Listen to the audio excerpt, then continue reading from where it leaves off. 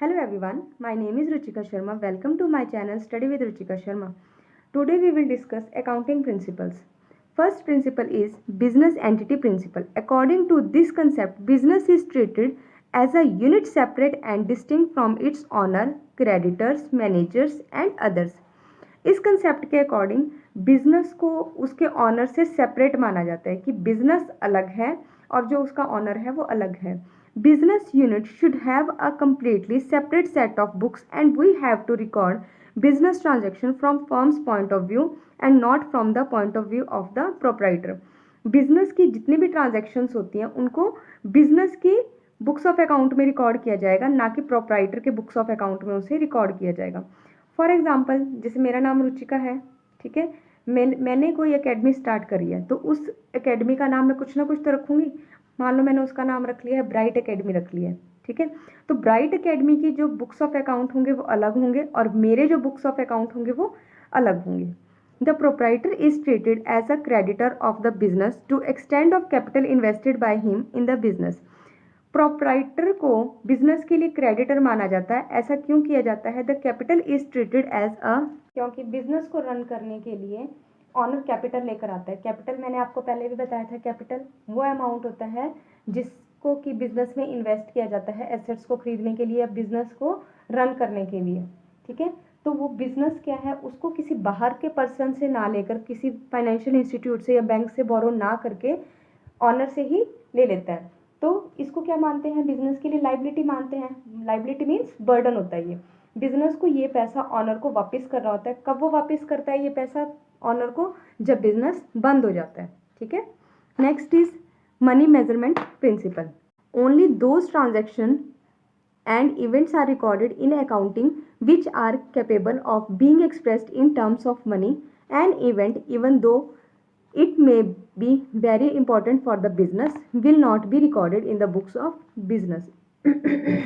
इस कंसेप्ट के अकॉर्डिंग सिर्फ वही ट्रांजैक्शन को रिकॉर्ड किया जाता है जिनको हम मनी की फॉर्म में एक्सप्रेस कर सकते हैं, ठीक है.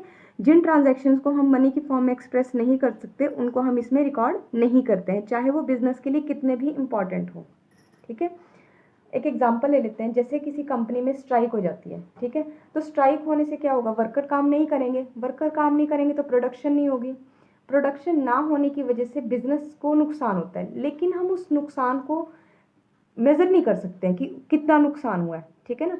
तो जिस चीज़ को हम मनी की फॉर्म में मेजर नहीं कर सकते हैं उसको हम बुक्स ऑफ अकाउंट में रिकॉर्ड भी नहीं करेंगे. Third principle is accounting period principal.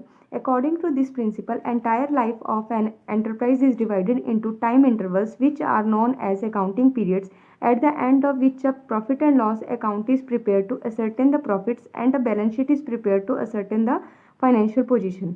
इस प्रिंसिपल के अकॉर्डिंग किसी भी एंटरप्राइज की लाइफ को स्मॉल टाइम इंटरवल्स में डिवाइड कर दिया जाता है. उसी टाइम पीरियड को अकाउंटिंग पीरियड कहा जाता है. एक अकाउंटिंग पीरियड के एंड में प्रॉफिट एंड लॉस अकाउंट बनाया जाता है ताकि कंपनी को प्रॉफिट एंड लॉस के बारे में पता चल सके. और कंपनी ये भी देखती है कि कंपनी को इस साल ज़्यादा प्रॉफिट हुआ है या लास्ट ईयर ज़्यादा प्रॉफिट हुआ था. अगर लास्ट ईयर प्रॉफिट ज़्यादा हुआ है, इस साल प्रॉफिट कम हुआ है, तो उसके रीजंस का भी पता लगाया जाता है. सिमिलरली कंपनी बैलेंस शीट भी बनाती है. बैलेंस शीट क्यों बनाती है? ताकि कंपनी की फाइनेंशियल पोजीशन के बारे में ऑनर्स को पता चल सके. Full disclosure principle. This principle required that all significant information relating to the economic affair of the enterprise should be completely disclosed. इस प्रिंसिपल के अकॉर्डिंग जितनी भी बिजनेस से रिलेटेड सिग्निफिकेंट इंफॉर्मेशन है, मीन्स इंपॉर्टेंट इंफॉर्मेशन है, उसे company की या बिजनेस की फाइनेंशियल स्टेटमेंट में डिस्क्लोज करना चाहिए. The proforma and content of the balance sheet and profit and loss account are prescribed by companies act. Companies act ने बैलेंस शीट का और प्रॉफिट एंड लॉस का परफॉर्मा प्रिस्क्राइब किया है. Various items or facts which do not find place in accounting statement are shown in the balance sheet by the footnotes. अगर कुछ ऐसी items और फैक्ट ऐसे हैं जो कि बैलेंस शीट या प्रॉफिट एंड लॉस अकाउंट में उसको प्रिस्क्राइब नहीं किया है, तो हम क्या करेंगे, उससे कहाँ लिखेंगे, बैलेंस शीट के फुट नोट्स में लिखेंगे, मतलब बैलेंस शीट के नीचे लिख देंगे उसे. For example, contingent liability is shown as foot note. Contingent liability को हम फुट नोट में लिखते हैं कंटीजेंट लाइबिलिटी वो लाइबिलिटी होती है या ऐसे लॉसेस होते हैं जो हमें लगता है कि फ्यूचर में हो जाएंगे। मान लो कोई कोर्ट केस चला हुआ है, ठीक है, तो वो कोर्ट केस हारने के चांसेस हमें लग रहा है कि ज़्यादा हैं और वो लॉस हो सकता है, तो कंपनी को उस लॉस के लिए पहले से प्रिपेयर होना होता है। इसीलिए इसको वो क्या करते हैं, बैलेंस शीट के फुट नोट में लिख देते हैं। And the reason for low turnover should be disclose. और कंपनी के अगर टर्नओवर लो हो रहा है तो उसको भी डिस्क्लोज करना है कि क्या कारण ऐसे रहे हैं जिसकी वजह से कंपनी का टर्नओवर कम हुआ है। Fifth principle is materiality principle. According to this principle, items having an insignificant effect or being irrelevant to user need not to be disclosed. These unimportants will be unnecessarily overburdened. It should be noted that what is material for one concern may be immaterial for another. इस principle के according जिन item का किसी भी तरह का effect हमारे business पर नहीं पड़ता है वो बिजनेस के इंटरनल और एक्सटर्नल यूज़र के लिए भी इररेलेवेंट है, इंपॉर्टेंट नहीं है, तो उसको हम बुक्स ऑफ अकाउंट में रिकॉर्ड नहीं करेंगे या फिर इनको दूसरी आइटम्स के बीच में ही इंक्लूड करके दिखा देंगे। For example printing and stationery. Printing and stationery को हम बुक्स ऑफ अकाउंट्स में शो करते हैं, लेकिन हम इंक पेपर इनको हम बुक्स ऑफ अकाउंट में शो नहीं करते, इनको हम प्रिंटिंग एंड स्टेशनरी के में ही ऐड करके दिखा देते हैं। Next is prudence conservatism principle. यही प्रिंसिपल बहुत इंपॉर्टेंट है। According to this principle all anticipated losses should be recorded in the books of account but all anticipated और unrealised gains should be ignored. ये principle क्या कहते हैं कि जितने भी ऐसे लॉसेज हैं, एंटिसिपेटेड लॉसेज का मतलब ऐसे लॉसेज जिनके होने की फ्यूचर में पॉसिबिलिटी है कि ये लॉसेज हमें हो सकते हैं, उनको हमें बुक्स ऑफ अकाउंट्स में शो करना चाहिए, रिकॉर्ड करना चाहिए। बट अगर हमें ऐसा लगता है कि फ्यूचर में हमें प्रॉफिट होगा, ठीक है, तो उस प्रॉफिट को हमें इग्नोर कर देना चाहिए। जब वो प्रॉफिट होगा उसे हम तब के तब देख लेंगे, तब उसको हम अपनी बुक्स ऑफ अकाउंट में रिकॉर्ड कर देंगे, लेकिन जब तक वो प्रॉफिट नहीं होता है तो तब तक हम उसे रिकॉर्ड नहीं करेंगे। Seven principle is cost concept और historical cost concept. According to this principle an asset is recorded in the books of accounts at the price at which it was acquired. इस प्रिंसिपल के according किसी भी asset को उस price पर books of accounts में record किया जाता है जितने पर उसको एक्वायर किया गया है, जितने में उसको खरीदा गया है। For example if a business entity purchase a building for ₹5 lakh, it would be received in the books at this price. Increase और decrease in the market value of the building would not be recorded in the books of account. कि अगर कोई building 5 lakh rupees में खरीदी है तो हम उसको बुक्स ऑफ अकाउंट में 5 लाख रुपीज़ ही शो करेंगे। अगर मान लो उसकी वैल्यू बढ़कर अभी हो गई है 10 लाख या फिर 15 लाख भी अगर हो गई है तो हम इसमें से 5 लाख को ही शो करेंगे बुक्स ऑफ अकाउंट में, ना कि 10 लाख या 15 लाख को करेंगे। Next is matching principle. This principle is very important for correct determination of net profit, so it is necessary to match revenue of the period with the expenses of that period to determine correct profit and loss. इस principle से business के net profit को सही तरीके से निर्धारित किया जा सकता है, क्योंकि किसी भी बिजनेस का जो मेन ऑब्जेक्टिव होता है वो क्या होता है कि प्रॉफिट एंड लॉस का टाइमली पता लगाना होता है कि किसी भी बिजनेस को एक साल में कितने रिवेन्यू हैं, कितने प्रॉफिट हुए हैं, तो वो किससे पता चलेगा कि एक साल में जितना रिवेन्यू कमाया जाता है और उस रिवेन्यू को कमाने पर जितने खर्चे होते हैं, एक्सपेंसेस होते हैं, तो उन रिवेन्यूज़ और एक्सपेंसेस को इसमें मैच करना होता है। Ninth principle is dual aspect principle. According to this principle, every transaction affects at least two accounts. If one account is debited and other account must be credited. The system of recording transaction based on this concept is called double entry system.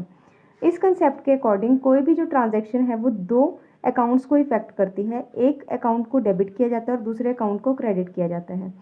Transaction की recording double entry system पर based होती है। हम एक example से इसको समझ लेते हैं। Purchase furniture 5000 for cash. अब फर्नीचर जो है वो बिजनेस में आ रहा है और कैश उसके बदले में हम पे कर रहे हैं, तो एंट्री क्या होगी?